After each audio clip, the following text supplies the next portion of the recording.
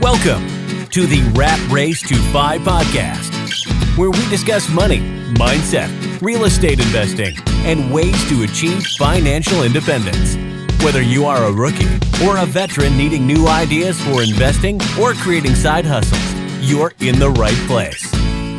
Here to challenge you to think out of the box, your hosts, Felipe Mejia and Diego Corzo. Diego, what's up, dude? How are you? I'm super excited for today's. Well, I'm always excited to interview people, but honestly, like today's really cool because I feel like Adrian, who's our guest, by the way, has like a bajillion doors. I don't even remember exactly how many because he was like, I'm about to close on 500. I have 300 and something or something ridiculous. It's awesome. But we didn't even talk that much about the number of doors. We talked more about like how he got them, who he is as a person, who he was in high school, what jobs formed him to be the person that he is now, to be successful, which I think is like more crucial than like, oh, dude, look at me. I have 500 doors, which is cool. Don't get me wrong. Like I want to make sure that we like, show value to those people or show them off, if you will, because I think it's cool. Like, how do you not feel like super cool about that?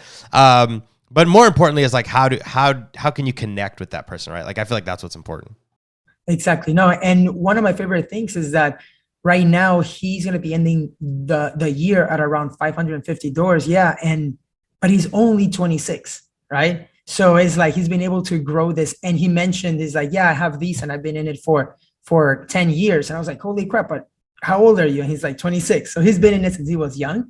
And one of my favorite things is that since he started from zero in the beginning, all he did was he grinded out and he was able to get resourceful, build the skill, and now he's seeing the rewards. So yeah, this is going to be a great podcast. Exactly. No, I'm super excited for listeners to kind of jump onto this. One of the things that I want to make sure people listen to is I ask him a question where I'm like, hey, dude, if you got like stuck or everything went to zero and you had to start over, like you got rich parents, right? Or you have this, right? And it's like, no, dude, I would go back to wholesaling. And I'm like, see, that's what I'm talking about because anyone can do real estate. Doesn't matter age, race, location. Like real estate isn't against like anybody. Like anybody can make it. So let's just get right into it. Let's get started. Diego, we have Adrian today, dude. I'm super excited. But before we jump on Adrian and all the questions you're going to ask him, Diego, how's that Austin weather, dude? I freaking love it. The Austin weather has gotten a lot better. It is now a little bit more, it is more chill. Now it's not 100 degrees every single day. Now it starts like 55, 60, and then it gets hot, but not as much. Oh my gosh. Okay, Adrian. So, obviously, we're going to let you introduce yourself a little bit, but the only reason I just asked Diego first was because I wanted to do the Rock thing, but I didn't have it in my heart to do it. Do you guys remember at WWE or WWF when the Rock would say like, it doesn't matter what you, whatever? So I was going to, no? Seriously right now? Yeah, I don't. Oh my gosh. All the followers are going to know exactly what I'm talking about, except you two. And I'm going to send you guys the link after this. Adrian, where are you at right now, dude? Who are you? What do you do? Tell the listeners, man, a little bit about you. Cool. Yeah. Currently right now in South Padre Island, just enjoying the sun, the beach. Hadn't been out here in a while. So just I'm going to head back to McAllen after this. That's kind of where I'm at right now. My home base. That's where a majority of our properties are. So kind of oversee the team and lead the team down there. But a little bit about myself, I'm not anything special. Grew up in a small town in Texas, South Texas, and, moved to San Antonio, Texas, which some of y'all may be familiar with, a very good market. And I studied construction there at UTSA. And my sophomore year of college was when I got introduced to the idea of real estate. But backtrack a little more, I know, you like to know more of a background, played a lot of sports in high school, was a big team player. Like to, take on new challenges, wasn't very good in school, but, figured it out and passed my classes. But, I was always one of those go-getters. I wanted to, train harder than the next person, to be better than the next person and, encourage others to do the same thing. And, throughout my sports, life background. And I think that kind of has, followed me into the business, into the, career and business that I have now. And, now that we have a team and stuff, I can go back to those golden days and, play it like a game. But, overall been in real estate for about 9-10 years now and started off in single family and did that for about 4 years and started buying apartments 4 years after that. So It's been a ride. It's been fun though. How old are you Cool. again? I'm 26. Okay, 26. But you said you've been involved in real estate for like 9 or 10 years. Yeah, I started So you started when I was young. 17. Okay. Yeah. And how many doors do you have now, Adrian? Right now we have 193, and we're currently under contract to close in the next 30, 45 days, another 350 units. So we'll probably be above 550. And how many partners do you have? So it's just me and my business partner who, are the main GPs, lead sponsors on these deals. And we're in charge of, the operations, the asset management and the construction management. And we're also, finding our own deals as well. But we do have a team. We have a full-time property manager. We have a bunch of investors. We have leasing agents. We have assistant PMs. We have, acquisitions guys, dispositions guys. So, that's just the internal team. We do have contractors and vendors that, help us get to where we want to go as well. So That's really cool, man. You're really young and have accomplished a lot. So we'll dig into that. Tell us about after high school and before college. What jobs did you do? I mean, what formed you into the person that you are? And I'll give you a little headway so that I'm not just throwing a random question your way. For example, after high school took a year off before college to work on the construction sites. Now I didn't have much talent, so they had me just sweeping the floors. But doing that, I was able to listen to the conversations that other construction workers and like contractors and investors would have. And I was able to then speak their language. And I don't mean English or Spanish. I mean the language of a contractor, the language of an investor, which that has helped me now, reach the level of real estate that I have because of those days. Now, back in those days, I hated it, right? Like who likes pushing a broom all day on a construction site?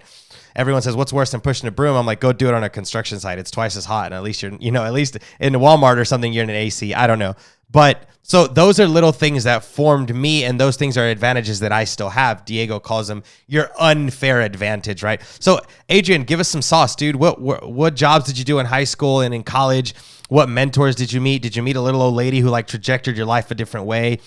Give us some sauce there, man, because I think a lot of times people focus on how many doors they have and what do they do, but don't talk about what formed them into the person that they are today. Sure. Yeah, I think it takes me way back to when I was younger that I think I found my passion in construction, real estate architecture as a kid, and so I started, realizing what I wanted to do at a very early on and started taking the, classes to get me more involved. I used to work with an architect, construction firms and stuff. So I got involved early on into that industry. And not only that too, but my dad used to sell cars for about 20 years. And so I think that subconsciously, made me into a, salesman, into, figuring out psychologies. He would, sit me in the corner of the office as he was closing deals and I was, listening, and he wouldn't let people leave and he would, be closing deals for other people. So I was just subconsciously, around that environment, that I feel like, has kind of helped me and shaped me into the person that I am today. But, my first job was at Chick-fil-A. I was 14 years old. I was hungry to work. Chick-fil-A is one of the only employers that will actually pay you a paycheck at, 14 years old. And I was an ice boy. I was saving money. I really wanted a car. So, I remember just working, my ass off and getting things done and putting money aside. And, after that, I think I worked at, a retail store. And after that, it was the architect. So don't have too much corporate side. I think I've been just kind of hustling, making my way through, different careers. But I think a big one was multi-level marketing that really shaped me into the person that I am right now. I got introduced to a lot of, different concepts that I never heard of, different, people, things that I could, do to make me a better person. And I did that for about 2 years. So I met a lot of mentors there that, truly helped me out. Picked up Think and Grow Rich when I was 17, 18, read through it a little bit. So I got introduced to all those concepts through my multi-level marketing company. And I think I really, truly, feel that helped me take off. And started selling products, got a team together, figuring out technology, how to market, social media marketing, all that stuff was part of that company.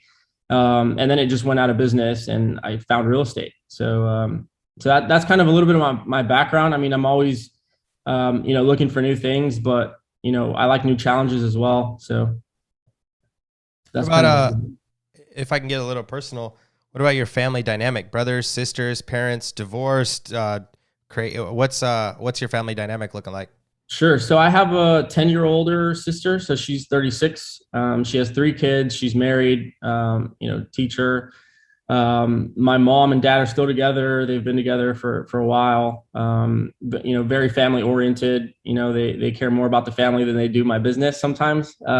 Just want to make sure that I'm okay. I tell her I have, this new property under contract. They don't really, get as excited as I am, but they're just family oriented. And, I think they instilled very good morals and ethics in me at an early age. There's definitely something there, right? Because the same thing with my mom. I'm like, yo, mom, like I just got a 16 unit in Augusta, Georgia. And she's like, cool. Did you eat lunch today? Yeah. Mom, I just got 16 people under my life that I got to take care of now. And you're worried about what I had for lunch. It's funny, like that's not what they worry about, right? So I wonder if at that age, our kids are going to be like, Dad, I just bought, a downtown building, 500 units. And I'd be like, awesome. Did you get a good jog in this morning? Right? Like we're going to care more about other things. So that's awesome. Cool. So that gives a little background so everyone knows who's listening. I know it was important for me, right? Adrian, when I was listening to podcasts and I first started, I was like, yeah, you have 600 doors. That's awesome. My parents are divorced. Were yours? No, your parents are still together. Okay, so maybe that helped. So I would always try to like familiarize myself or find things that were the same between the people that were being interviewed and things like that. So Chick-fil-A, that's awesome. Can you give us the secret on Chick-fil-A, why it's so good? You were on the inside. Like I still smash Chick-fil-A, bro. I have no idea, man. I think customer service is a really big one. It doesn't taste good. You're just really good. You feel really good. Yeah, you feel good, and they're fast, and it's not very unhealthy. I think. I mean, but it has a good brand. It has a very good brand. Yeah, the brand, for sure. Okay, so college, you didn't study real estate, but you studied indirectly kind of real estate because you did do the construction side of it, and then. So now after college, tiptoe us into exactly how you got into real estate and how that worked out. Because you didn't wake up one day and say, holy crap, I'm going to buy a bajillion doors. So what did that look like? So when I was in the multi-level marketing company, I picked up Rich Dad, Poor Dad. I was studying Robert Kiyosaki.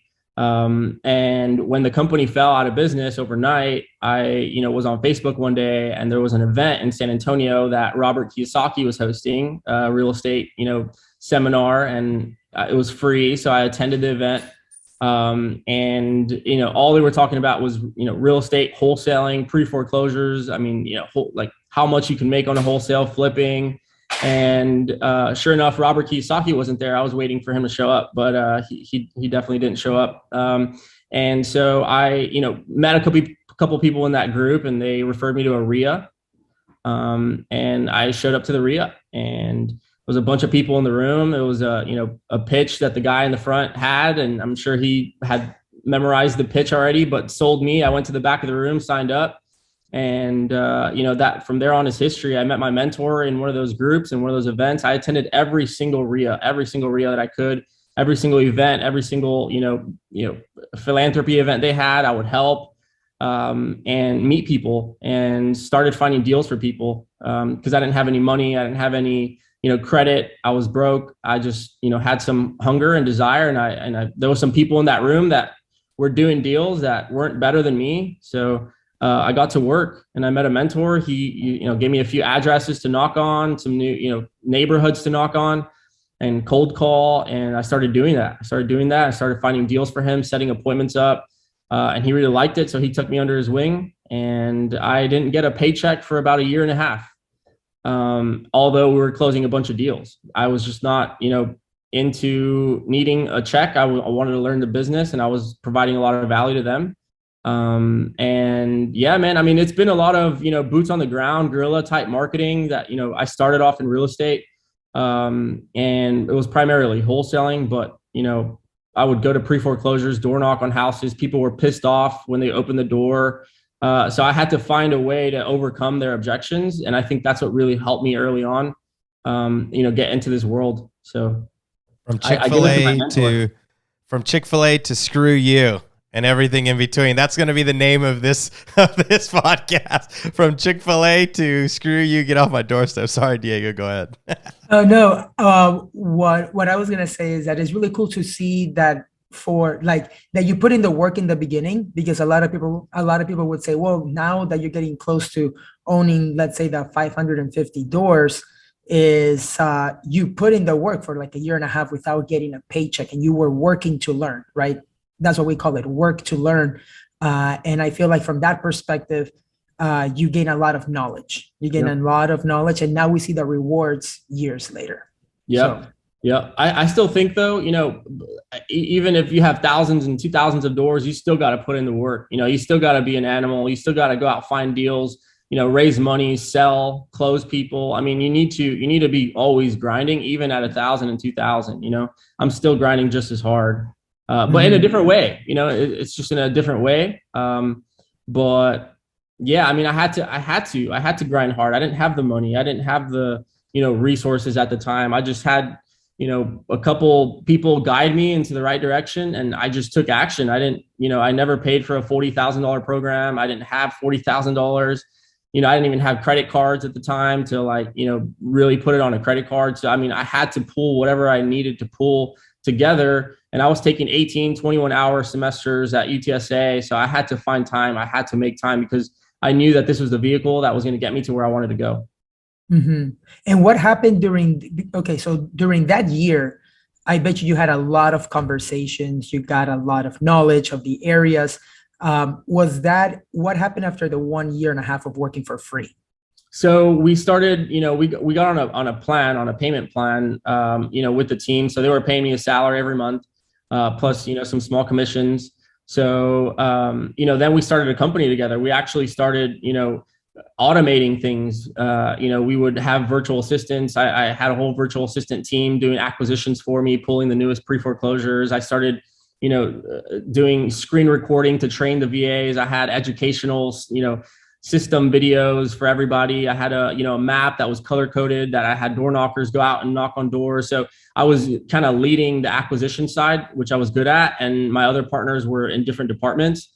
So we kind of, we started masterminding every day. We started showing up to the office every day after school.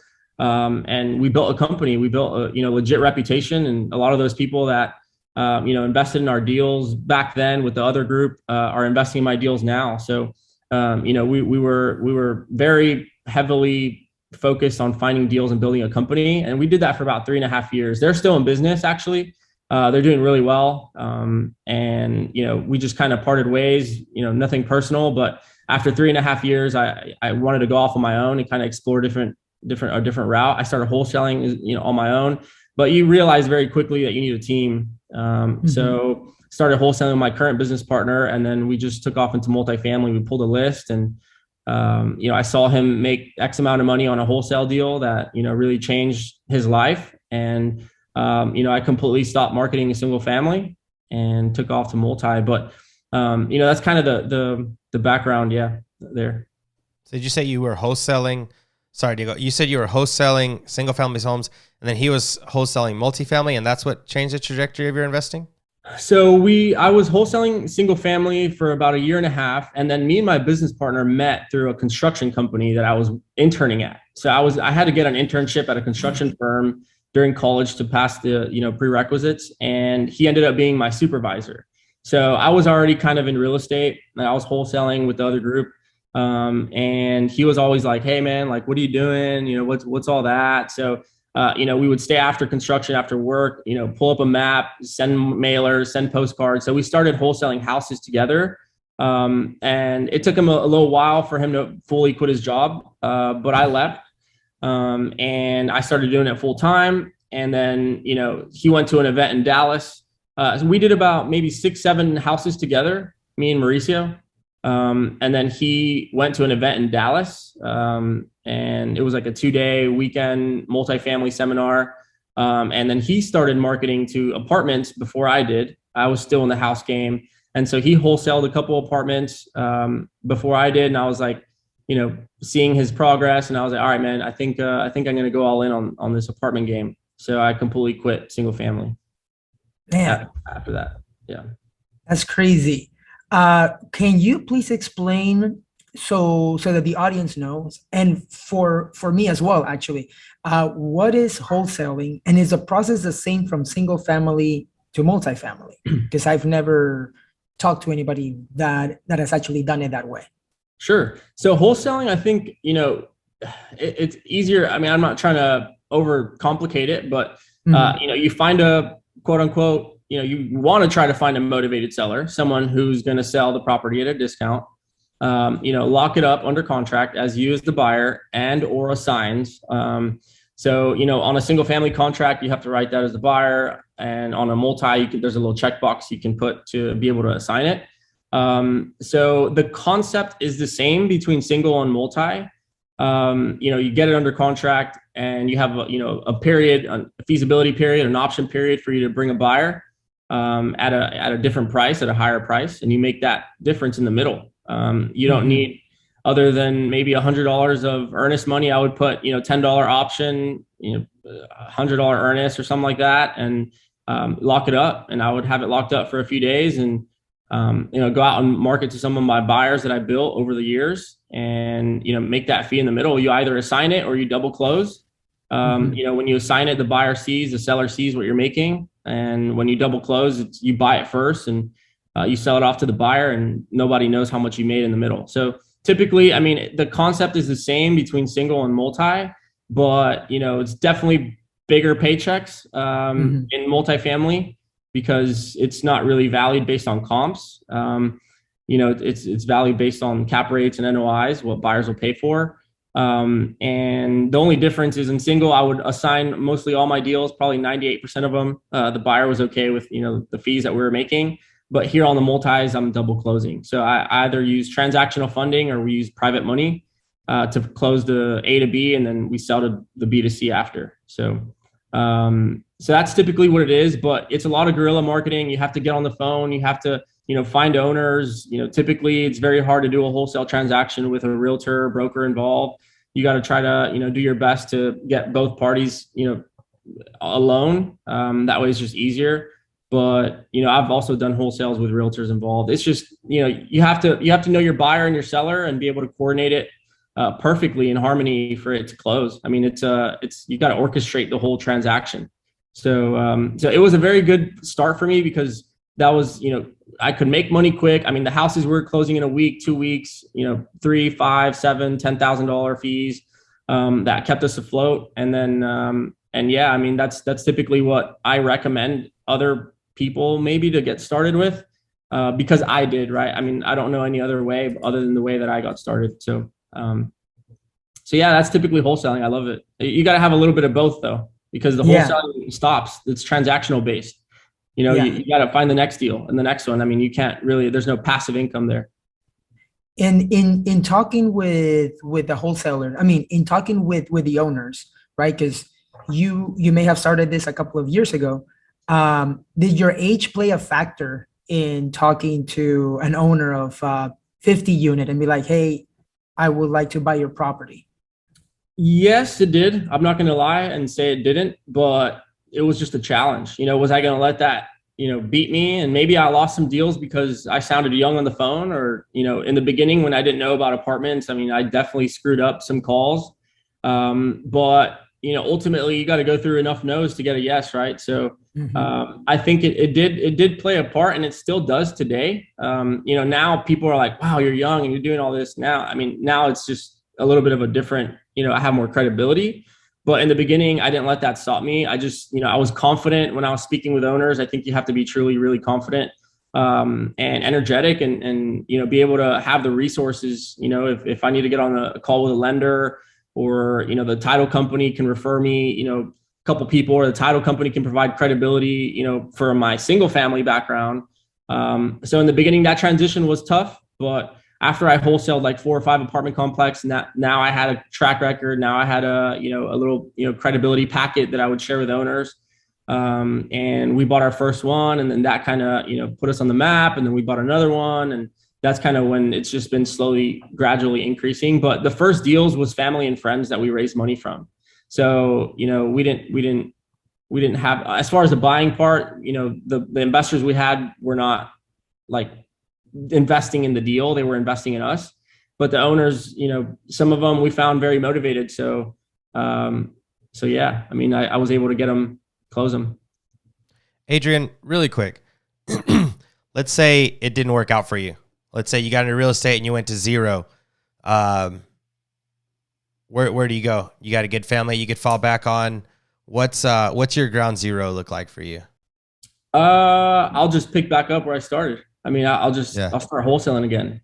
Okay, I mean, that's what I know wanted how to to hear. find deals. I know how to find deals, and I know that I have people that'll lend me earnest money, that'll sign on the loan for me. I mean, all those things. I mean, I can literally go to zero right now, like Gary Vaynerchuk. I know he has some videos saying like, I hope one day I go bankrupt. I hope because I'll build this right back up, where I started. So I'm a true entrepreneur. I'll figure it out. If I need to, drive for Uber or Lyft for a little, pay my, operating expenses, I'll do it. But I think at this point, I have enough contacts and resources to either lend me money to keep me afloat and, figure it out and be able to pay them back, or just wholesale a couple deals and get back up and going. I love that. And the reason I asked that, dude, is because a lot of times people's two reasons why a lot of people don't get into real estate. They don't feel like they know enough, and they don't have enough money. And if you're starting out in real estate and those are your problems, you probably shouldn't be getting into real estate anyways, because I think all three of us on this call know that there's way so much money out there for investing. It's absolutely ridiculous. There's literally a printing machine. And then there's enough books like I have right up there that will teach you how to do real estate. I think it's a motivation issue. It's like you just said, if I go to ground zero, like, dude, I can just pick back up and start wholesaling. Like, that's a phone call. And I did my first wholesale deal off my cell phone. Like, I was just sitting there punching numbers until I got my first $10,000 assignment fee. And that got me the cold callers. That got me Mojo Dialer. That got me my list to pull. And that got me all those things. So I've had that question asked to me before too. Oh, well, Felipe, if you fall back, you grew up with money. I'm like, no, I grew up with half a house and the other half we had to rent out. My mom working construction. So I don't think that was it, right? I always tell people, it's like, if I had to start over personally, then just like you said, I would either go back to wholesaling or like you said, some Uber and lifting until I can get my money back up. So I think it's awesome that you said that. It's not about like, oh, well, I have a fund holding me up. Like, if I have to, I can go back to doing certain things. And for those people that are listening, in regards to like wholesaling, would you tell people to like start with single family home? Where should somebody start if they're like, dude, I want to get into wholesaling. I could get some seed money from right there. How would you tell someone to start? Like, if you could give it a 30,000 foot view about how that would work. I would probably, one big thing that, people say, what's your biggest advice? I always like to refer to think much bigger, much sooner. So the single family space is great and all. It's, I guess, not as easy to scale as fast as I've scaled in apartments. All the advice I give is based on my own experiences. But I would definitely recommend for somebody who's coming to me and say, hey, I want to wholesale. I would probably guide them to pull a list of between 8, maybe a sixplex, from sixplexes to 32 units. Small mom and pop owner, maybe there's a lot of mismanaged properties in that sector that you could find typically on CAD too. They don't have many LLC owners. I think a small 8 to 32 unit will definitely put you on the map, and give you some cushion if you do it right. And you don't need too much earnest money. You can get just a 14-page contract. It's pretty simple, but I would definitely probably recommend to start anywhere between the 8 to 32 unit range and, send some mailers, hit them from all angles, mailers, texting, cold calling. If you see that they live in your town, if you see that they live an hour or 2 hours away from, where you are, I would, it really goes down to how bad do you want it? How bad do you want it? And don't make excuses, and I think a lot of people, come to me and ask me on Instagram stuff and, hey, how do I get started? Or, I did this, it didn't work. What do I do? Like, it's not working. I mean, it's either, you either make excuses or you don't want to be in this business. It's either, or just say you don't want to be in this business. That's what I tell people. It's because I'm raw, man. I mean, that's the way I started. That's the way I'm doing it now. And I don't make excuses, it's just, you got to figure it out. You got to ask people, you got to learn. YouTube has videos, books, like you said. I mean, there's other people willing to help you out. And I think that's what has helped me, Can anyone do this, Adrian? If you set your mind to it, you can do anything you want. You know what I mean? Well, I can't dunk. I'm also like 5'6", so I don't think I can dunk. I don't think that's true either. I could probably never like sing as good as Beyonce, no matter how many lessons I take. But I think anyone can do real estate. I honestly believe that. People ask me all the time, Felipe, like, why did you decide to do this? And I was like, well, I wanted to be rich. So I was never going to be able to play basketball or be like a great athlete. Probably never sing like Beyonce. I was never going to have the best hair like Diego. So I was like, you know what? I should probably get into real estate. And I think anyone can get into real estate. I tell people all the time, my degree should have 2 or 3 people's names on it. And that's just being honest, right? My high school diploma definitely should have some teachers paid off. But real estate, it doesn't discriminate. It doesn't look at race, gender, ethnicity. Like I've seen them all in real estate. And I think it's for everyone. I think anyone can do real estate. Like you said, you just got to really want it. Yeah, anyone can do it. Now you just got to want it. You got to want it, and you got to be, committed to it. You can't try it. I don't think real estate's one that you try. You're going to lose money if you try it. If you just try real estate, you're going to lose money. Yeah. And it won't work. It won't work. You got to tell yourself, this is it. This is the vehicle. And you got to believe that it is, because that quote, 95% of millionaires become millionaires through owning real estate. Real estate. So It's not a matter of, does real estate work? Does apartment investing work? Does wholesaling work? Does all that work? It obviously works. It's just, you got to work. Right. But anyone can do it. You just got to want it. Yeah, that's 100% true. I agree. So Adrian, tell us a little bit about the partnerships that you had, because you mentioned that you work with Mauricio. Tell us a little bit about how you set that up, the role that you play, the role that he plays, for the audience here that may be thinking about, okay, I can do this all by myself, but what does it look like if I had a partner?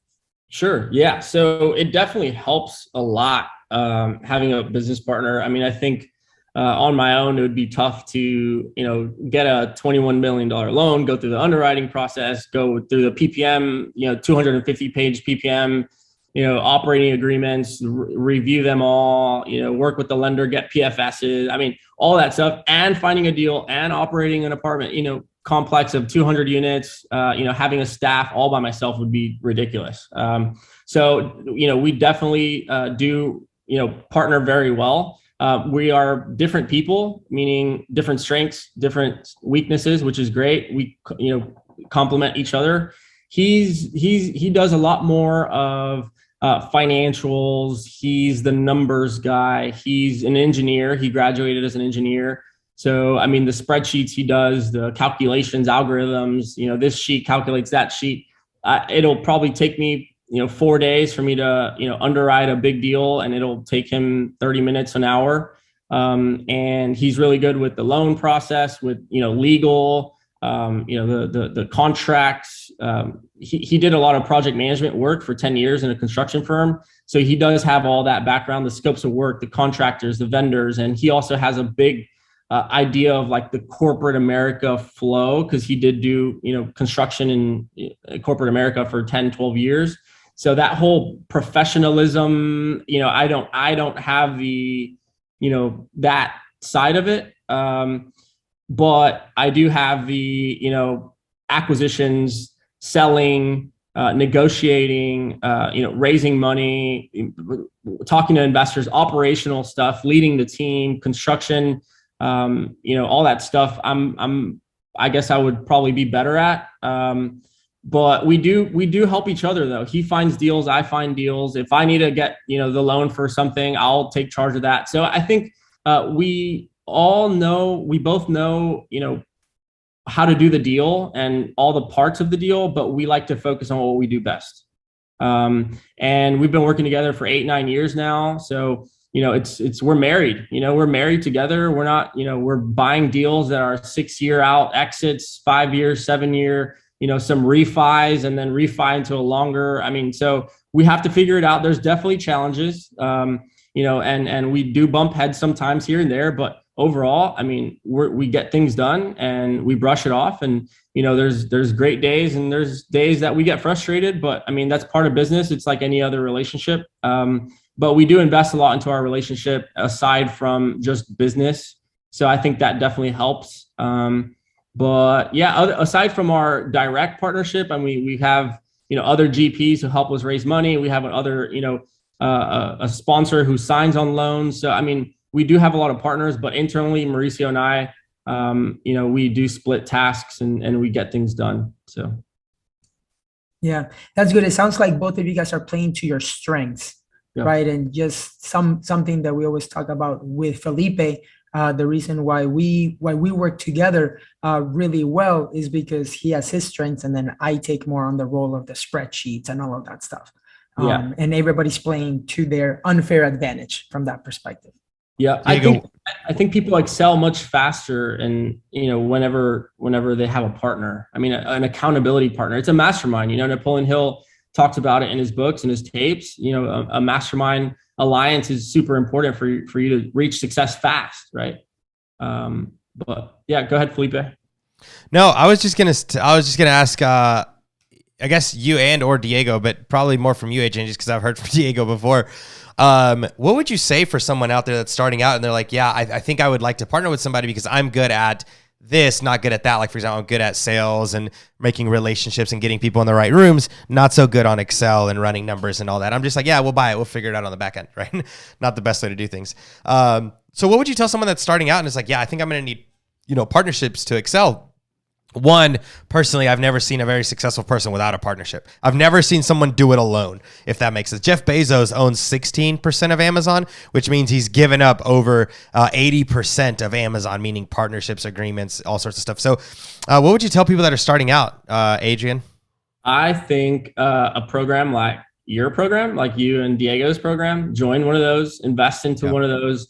I know there's a couple others, Real Estate Lab that I know of, other Facebook groups, RIAs. I'm sure you can go in there and network with people and meet people and figure out, what their backgrounds are, what their morals are, what their ethics are. That's number one. In order to have a long lasting, business partnership, you got to go down to the basics and figure out if this is something that, you guys are going to work on.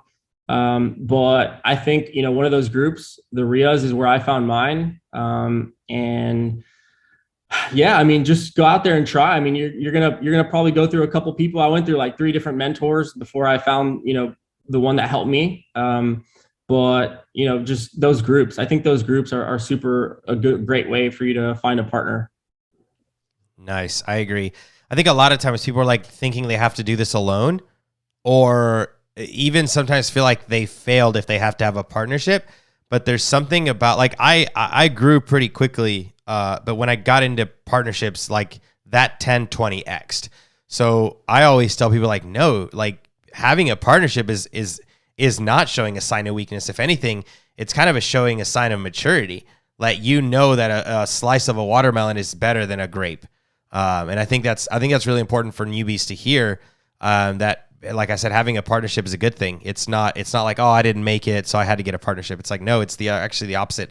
If someone sees enough value in you to accept a partnership or hit you up for a partnership, then it's super crucial. Adrian, what's next for you? I mean, obviously you're growing by leaps and bounds. What can somebody that's about to lock up 500 units look like for a goal? What does that even look like? So that was a goal, 500. Actually, it was 1,000 for this year. And so that's why we're trying to push a little harder to end the year. But we'll be at like 550. So that's, I mean, I like to set goals by unit count. I mean, I think that just pushes me. But, I think ultimately I want to grow 210 Management. I want to grow this, fund, the brand. I want people to, continue to, want to invest with us, trust us. Like what we do. I want to be different. We have a slogan called Invest Differently, that we like to, preach, things like art, murals, things like, modern schemes inside of apartments, accent walls. I mean, we like to be a little different. We do want to create eventually our own, investor portals, softwares, acquisition softwares, all internal.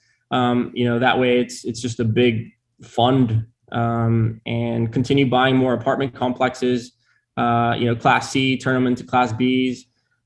We do want to eventually, get to the point where we're either refinancing, paying investors out and owning the building, 100% after that, or, buy smaller deals with more stake, than the typical syndication model.